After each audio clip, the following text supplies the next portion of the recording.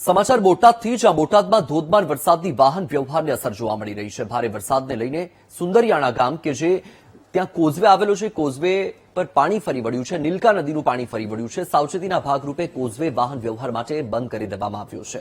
રસ્તો બંધ થતા વાહન ચાલકોની મુશ્કેલીમાં વધારો થયો છે। દ્રશ્ય તમારી ટીવી સ્ક્રીન પર બોટાદમાં પણ આજે વરસાદી વાતાવરણ જોવા મળી રહ્યું છે અને વરસાદી વાતાવરણની વચ્ચે તેની અસર જનજીવનને થઈ રહી છે, કારણ કે માર્ગો પર પાણી ફરી વળી રહ્યા છે। તેના કારણે માર્ગ પર પાણી ફરતા વાહન વ્યવહાર બંધ થયો છે। આ દ્રશ્યો છે સુંદરિયાણા ગામના કે જ્યાં કોઝવે પર નીલકા નદીનું પાણી ફરી વળ્યું છે। હાલમાં નીલકા નદી કે જે બે કાંઠે વહી રહી છે, સતત નવા નીરની આવક ચાલુ છે। વધુ માહિતી આપી રહ્યા છે સંવાદદાતા રાજુ બારૈયા। રાજુ, બોટાદમાં પરિસ્થિતિ શું?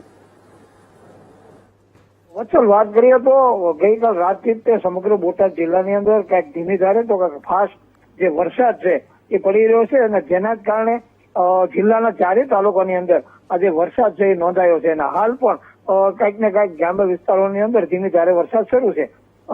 રાણપુર તાલુકાનું જે સુંદરિયાણા ગામ આવેલું છે ત્યાં તે ઉપરવાસમાં વરસાદના કારણે આ ગામની અંદર જે કોઝવે આવેલો છે, આ કોઝવે પર પાણી ફરી વળ્યા હતા અને જેના જ કારણે સુંદરિયાણા ગામથી રાણપુર, બોટાદ, સાળંગપુર જવાનો રસ્તો પણ બંધ થયો, પણ તંત્ર દ્વારા બંધ કરવામાં આવ્યો છે અને હાલ જે વાહન ચાલકોને પણ મુશ્કેલી પડી રહી છે।